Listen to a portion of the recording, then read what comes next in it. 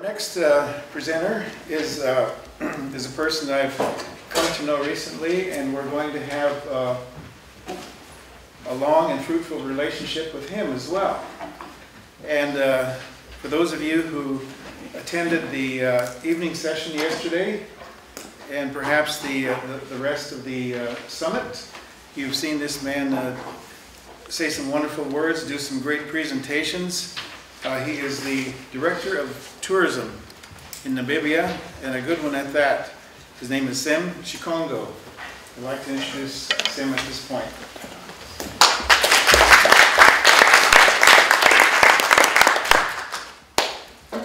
Good morning. Good morning. A little bit about myself. I am a psychobiologist, whatever that may mean in training. I've worked as a negotiator in the UN on environmental treaties, climate change, biodiversity and non-degradation. My last function was to serve as African chief negotiator on the Treaty for Access to Genetic Resources and the associated benefit sharing, which has been quite crucial for our indigenous people around the world. And right now I've been recalled. I must leave for India to go and negotiate for Africa there. So I'll be on my way to Hyderabad after this. I'm also a Yale World Fellow. So Yale World Fellow, we are at the associate professor level, and it's a lifelong fellowship, and that I got for my work internationally and nationally and regionally in these fields. And I teach biodiversity research management at the University of Namibia, postgraduate students. I chose to speak to you about the role of culture, heritage, and in Namibia's tourism development, and try to elucidate a number of issues that hopefully can challenge you in your discussions further. In terms of focus and positioning, I'll look at the frame conditions for tourism in Namibia. Is there a case? Then zoom into the concept of cultural heritage, because that is, I think, very much linked with indigenous tourism. And since I'm from government, I'll try and provide government perspective, because unfortunately we do have those governments, central governments, although it would have been better if our own governance systems are in place. So I'll look at the government perspective and then I'll conclude. Is there a case for tourism in Namibia? I guess I can quickly zoom through that. We've got vast open spaces and wilderness areas. I first understood what is agoraphobia when I'm also a qualified tour guide. I did a tour, and one lady she was sleeping, and then when she woke up, we were in a place like that one up there. And when she saw that there is nothing, she just collapsed. We tried to bring her by, and every time she collapsed. So we had to fly her out. And then I realized that she cannot handle wide open spaces, the opposite of agoraphobia. So it's quite a challenge. And then we've got abundant and diverse biodiversity and wildlife populations. And these are very well adapted to Namibia's harsh climatic and physical conditions, and have extremely high direct and indirect use value. Uncontaminated meat and fish products. Hopefully last night some of you had a bit of that.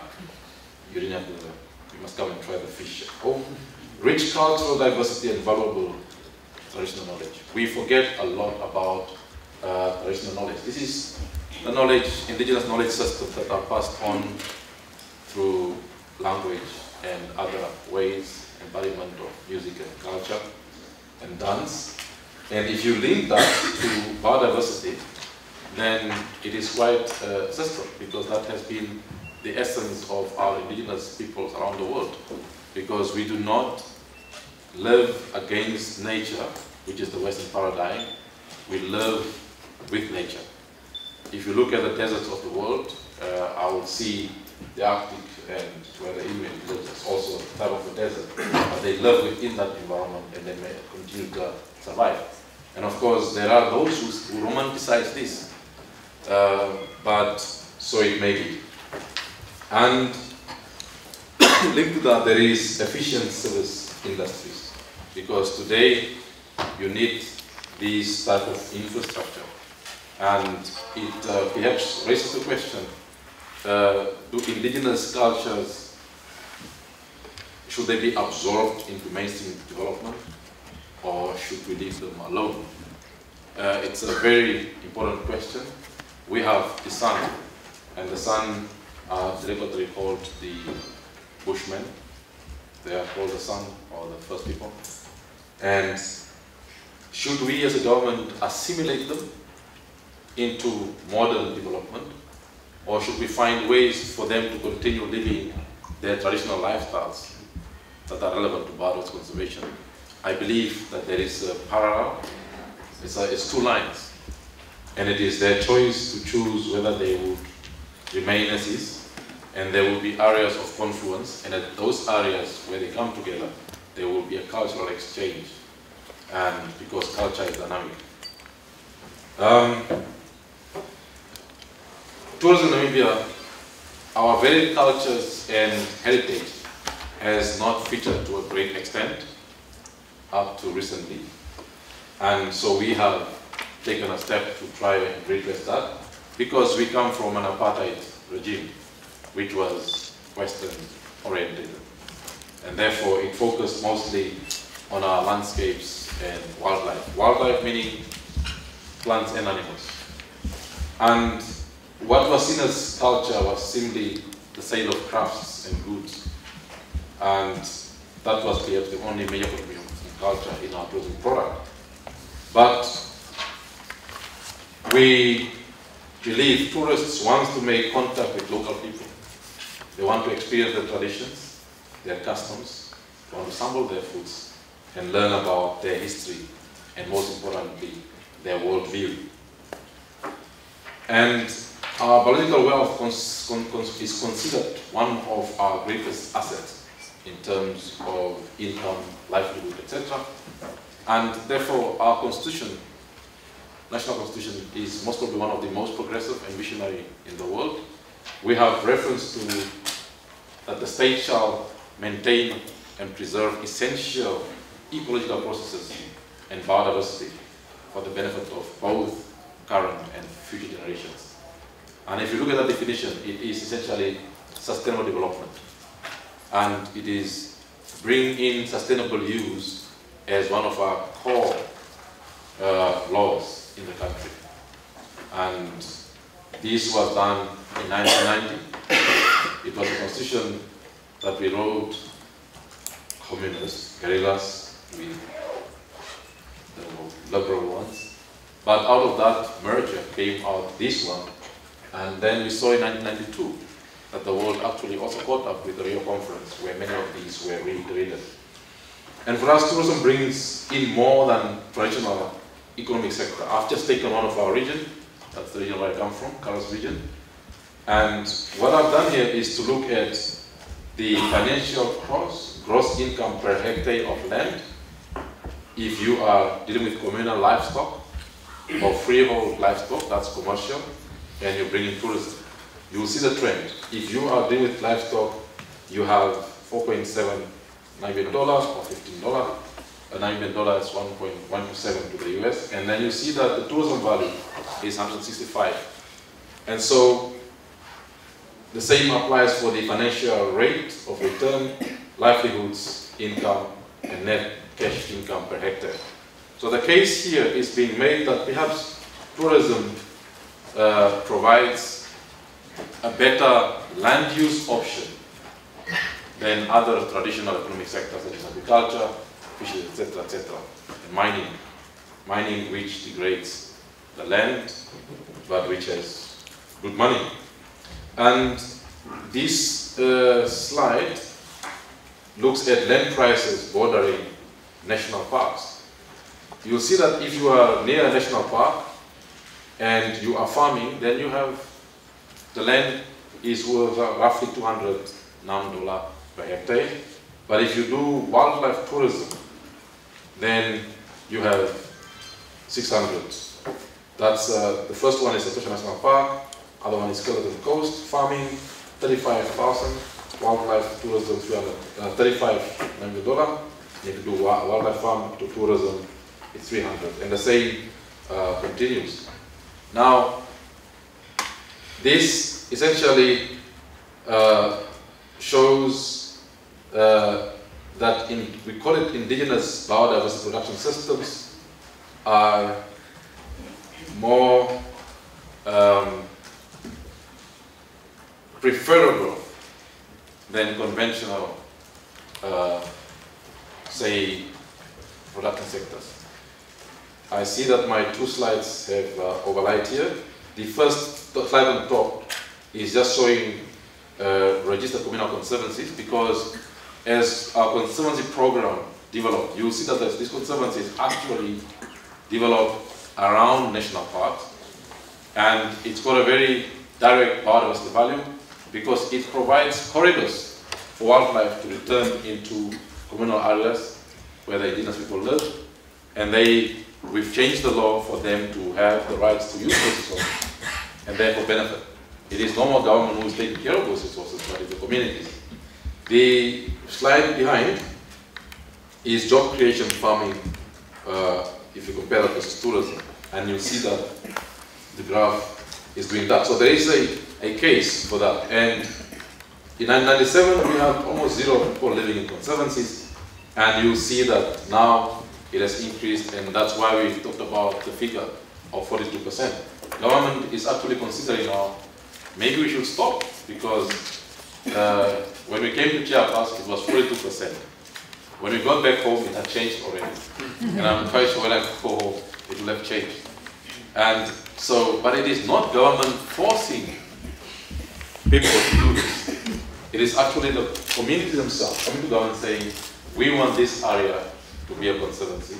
And we saw the same with commercial land.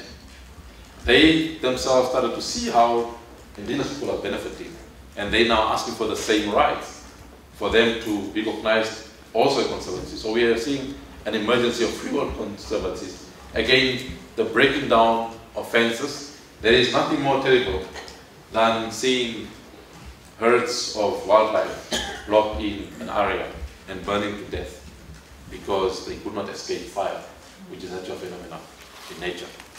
So when we do this, at least these corridors provide for the free movement of humans and animals. So we come up with the concept of freedom to roam.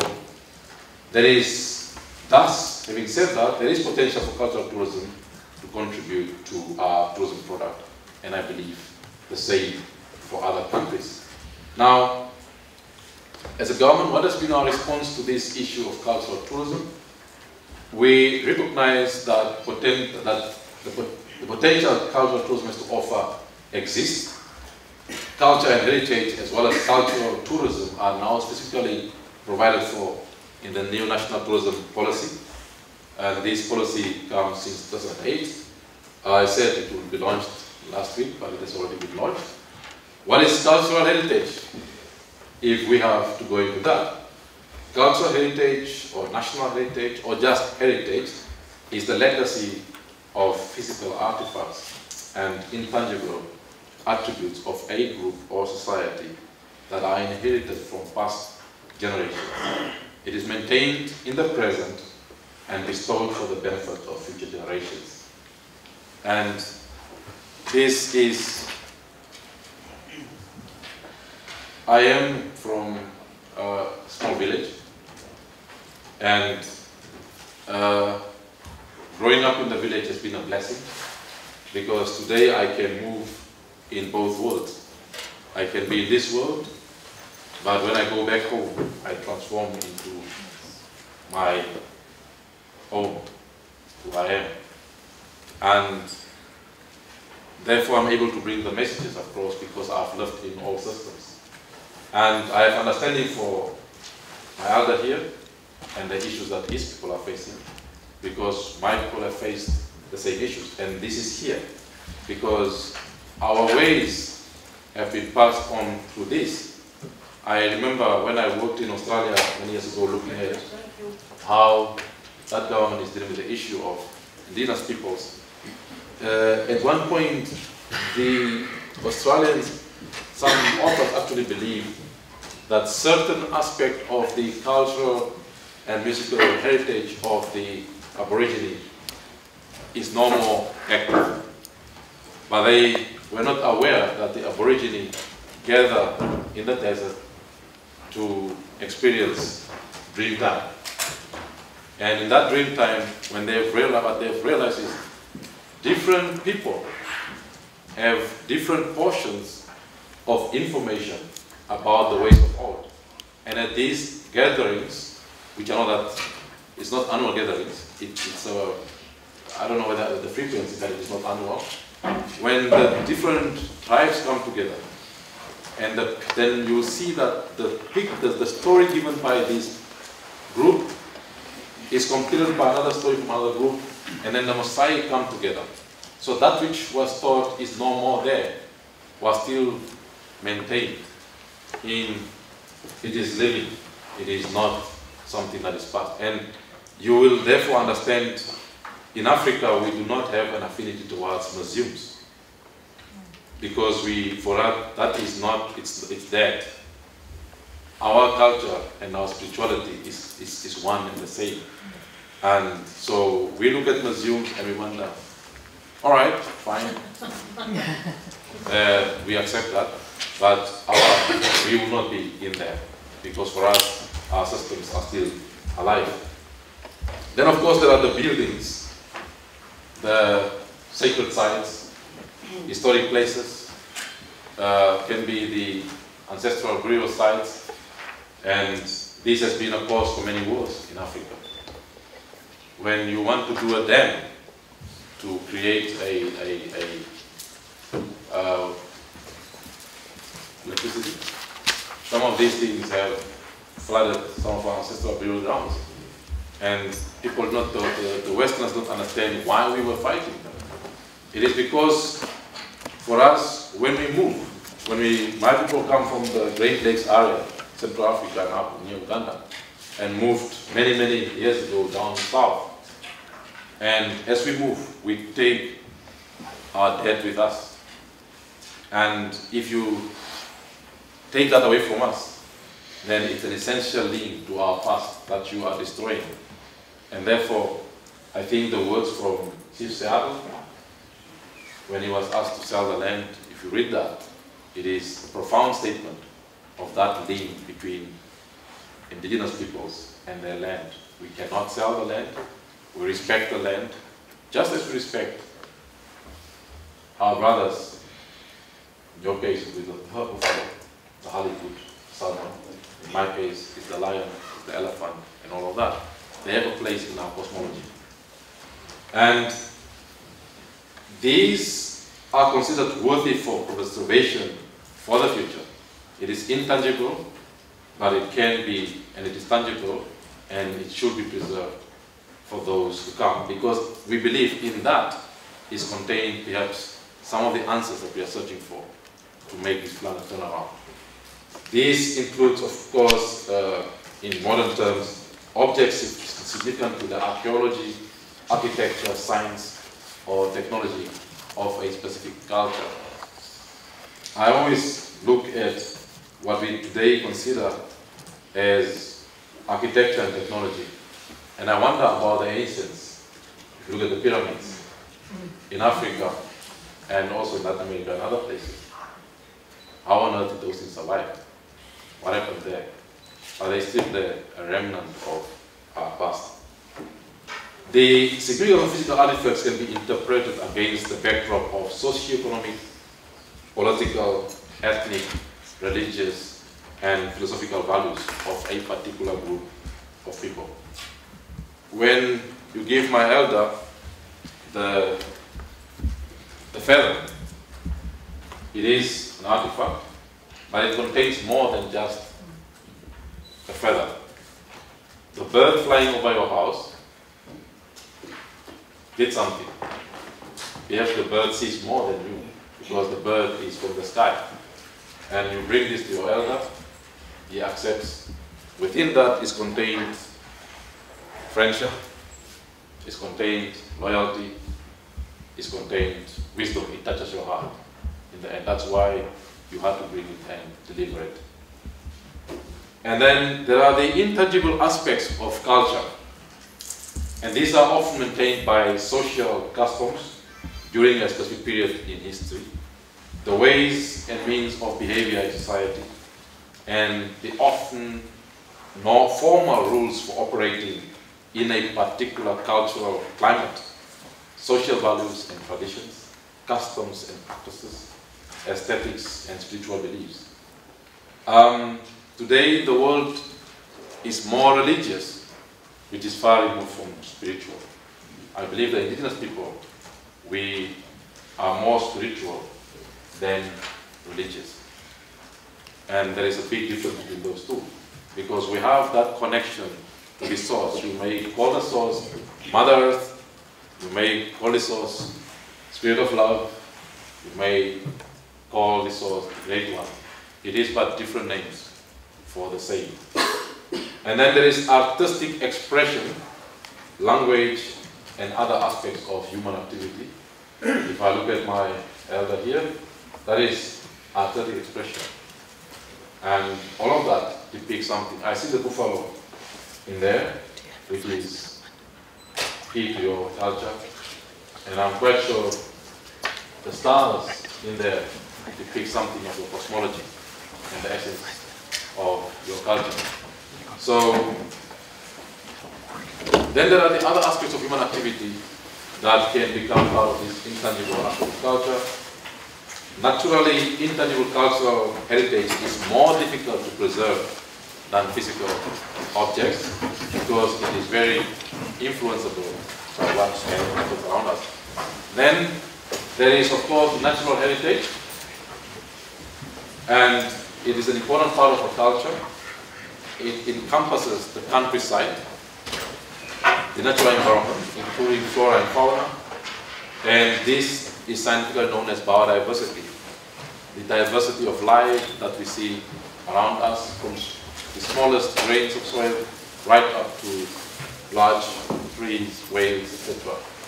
And these kind of heritage sites often serve as an important component in a country's tourist industry, attracting many visitors from abroad as well as locally. I see it as the longing to return to Eden, if I use Christian concepts, to return to that state that was the perfect state. And it brings in a paradigm because others want us to conserve for the sake of conservation, for them to have that longing, to address that longing. But we conserve for sustainable use because that's how it has been. Where do we stand as a country? We are blessed with a rich and diverse cultural and traditional heritage, ranging from storytellers, poets, musicians, craftsmen, and women. You saw yesterday the choir and what they have done to you. I believe they spoke to your hearts, and imagine having that choir around fire and dancing with them out there in the wild. And then the symphony is completed because there will be the roar of the lion, there will be the cry of the hyena, and many other sounds to complete that magical moment. And then, of course, there are the traditional dances and games, and also as well as the festivities that we have. Is there a case for cultural heritage in tourism development? I believe there is. So in Namibia, the government supports the efforts of the National Heritage Council, and we support the improvement and upgrade of national cultural heritage sites for tourism purposes. And we protect and preserve current and future UNESCO designated World Heritage Site. We've got one Pifferfontein, which has got the largest rock paintings, engravings, and these things date back to 5,000 years ago. And we are now busy with UNESCO to proclaim our Namib Desert Sensi as a World Heritage Site. And we promote and encourage the experience of local culture, traditions, and customs, and will ensure that culture is not exploited inappropriately. Because there is that cultural exchange between tourists and indigenous peoples it leads to sex tourism, it leads to drug abuse and all of those other things. And one point in question is one of my country men, women, the Mahimbas, they live the way they used to live, and the ladies go topless. Then I always wonder, tourists like to take pictures of the ladies, and then they make postcards out of that and sell them. But if I do the same to a Caucasian, then it is pornography.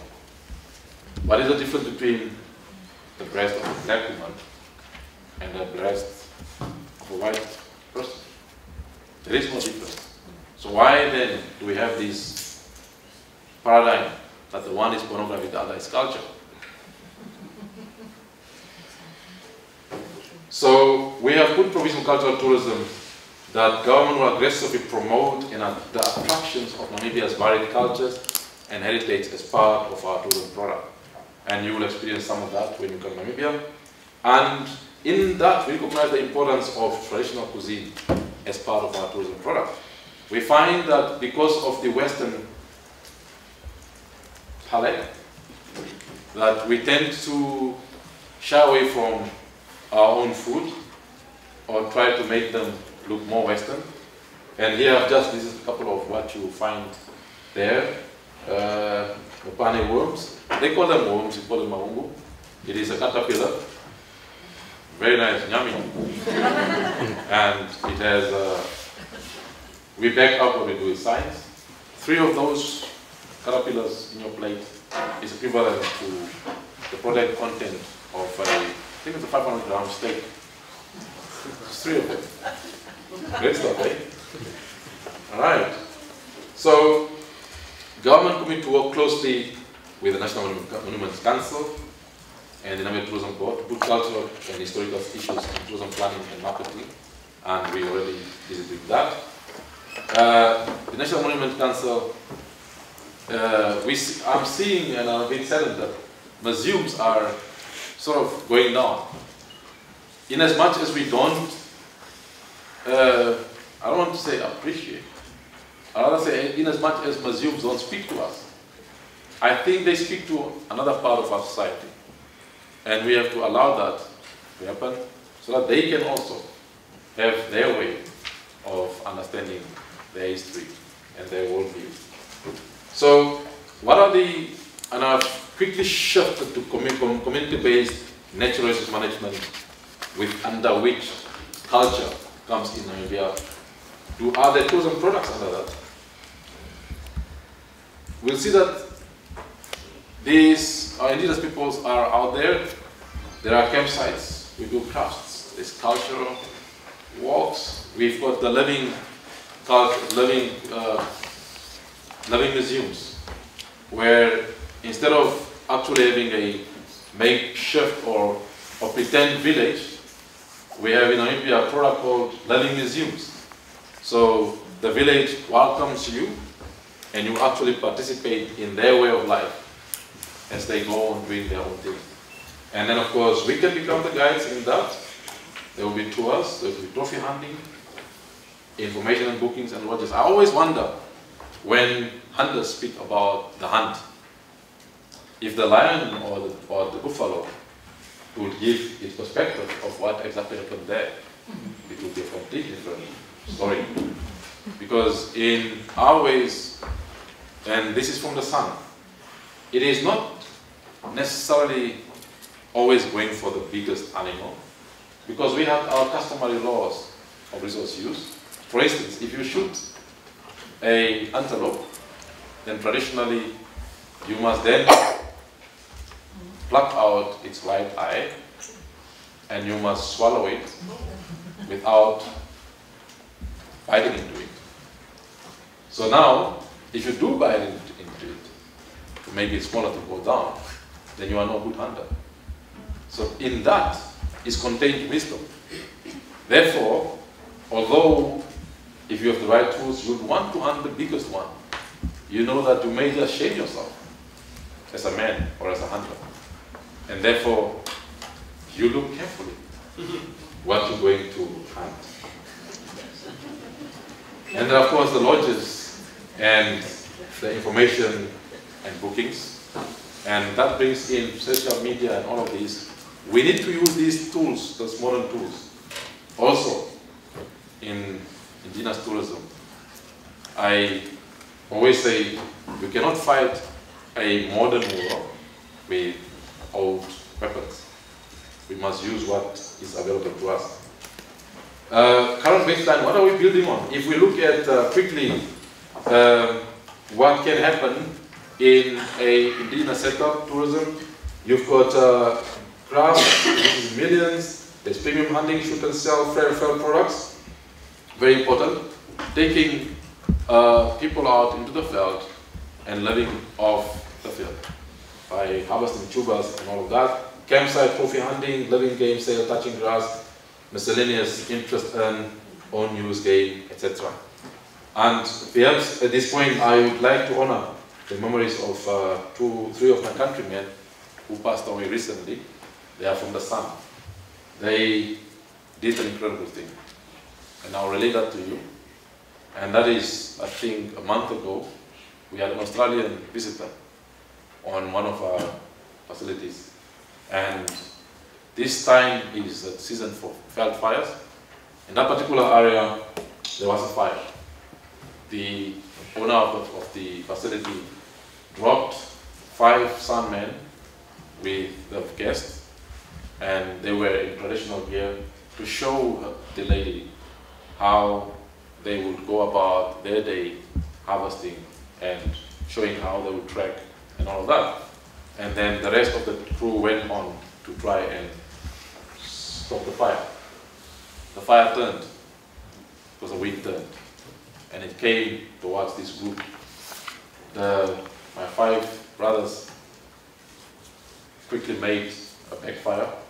They moved the lady to a spot where there was more grass and burned that grass, hoping that when the fire hits them, it will not reach them. But the wind was too strong, and the fire could not, their own fire could not move too fast. And they took what may seem a very strange decision. They decided to use their bodies as a shield to protect this lady. They stood around her and faced the fire. And they jumped, they shouted, but they stood. The fire went by, the lady escaped unharmed, and 3 of them succumbed. One of them is still in hospital as I speak. And it brings to mind a lot of questions. Why would somebody in his right mind choose to do that? To sacrifice your life for your guest and not run away. But they chose to stand because that is the indigenous ways. You take care of your own, and there is no linkage between them and that lady. But she owes her life to them, to those brave guys. And interestingly, when the others arrived there, they were still alive, and they tried to, soothe them by pouring cold water on them, and they said no. Dig a hole and put us in there, and the sand will heal us or would give us some comfort. So they refused Western medicine and went in the old ways, and I'm sure their spirits, where they have gone to what we call the happy hunting grounds, and they will go and tell their story, how they arrived there. It is perhaps for some of you shocking, but it is the way of indigenous peoples. We take decisions not based sometimes on rationale for the normal mind, but based on a spiritual lineage, and we face what life brings to us in that way. So the implications is that in Namibia we've got a legal framework that is set to make this happen. It is up to the stakeholders to implement the policy directives. There is a huge potential for developing interesting tour packages around indigenous tourism. However, we need to work together and establish partnerships. And hopefully through that, we can influence different worldviews And we need at the same time to be aware of the negative impacts of tourism on culture. Because indeed, tourism does have an impact on culture. The interaction of tourists and community members sometimes lead to cultural erosion. Younger members adopt mannerism of their guests. There is rivalry between the generations that can occur. And this is as the younger guides suddenly gets more income, they may think they are now more powerful than the elders. And therefore they might vie for positions for which they should not be there. And then we see problems. Because the elders have knowledge and experience that is born out of wisdom. And we young ones still need to get there. And communities sell their valued and culturally important objects for a pittance. And I've seen this happen to my own people. We have a kipas. It's an old, ancient ivory that is kept in our families. It is sometimes passed on from the first daughter born, and then it goes to the first daughter who gets the first son. And so it goes. Now along the line, somebody sells this for $250,000, just $250 Namibian. What you have done is you have sold the artifact that actually contains the chronology, your family tree. And it is gone, it is now sitting somewhere in Europe, where it means nothing. It is just something there, it's old ivory. Whereas within your system, it contains your history and your lineage. Substance abuse, as we know today, there is alcohol, there is drugs, cigarettes. Cigarettes is an interesting one. Because I'm quite sure you provide snuff in your ceremonies when you offer. And I'm quite sure it's sage food that you burn. This was very interesting. At 2006, I'm working at Yale, and I have this smell, and I follow my nose because I knew what it was, but it's like it was impossible for it to be there. And I follow it, and I found the First Nation person actually burning that.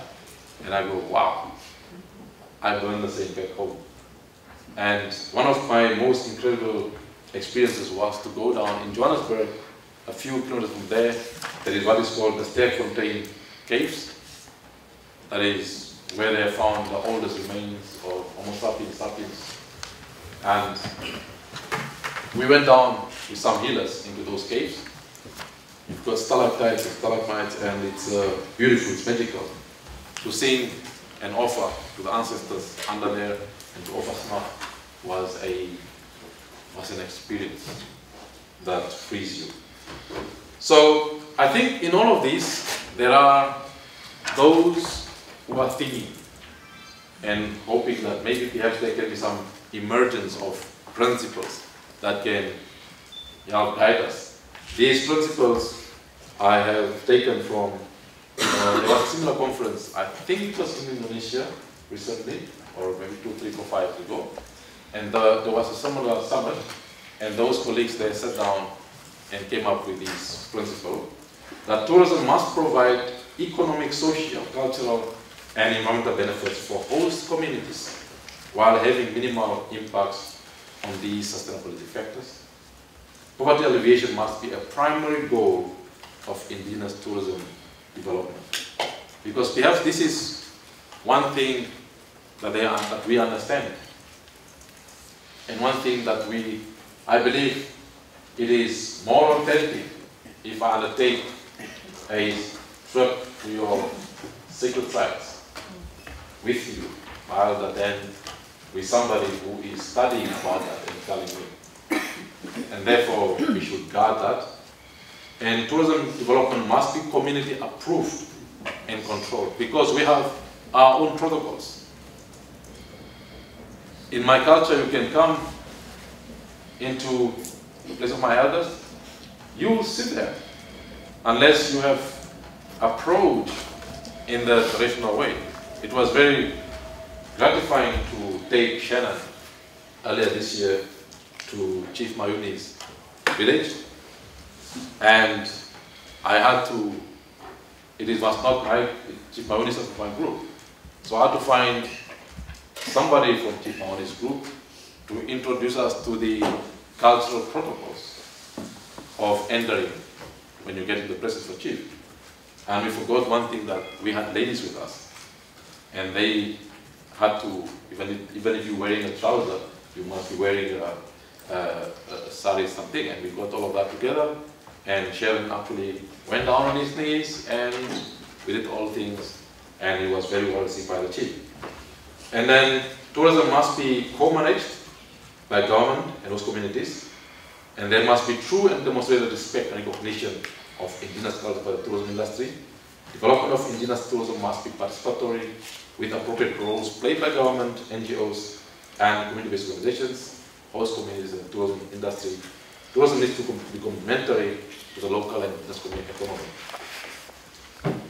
Government must ensure that culture is not exploited in such a way that integrated culture itself. It impacts adversely on the privacy, integrity, and self-respect of the local communities.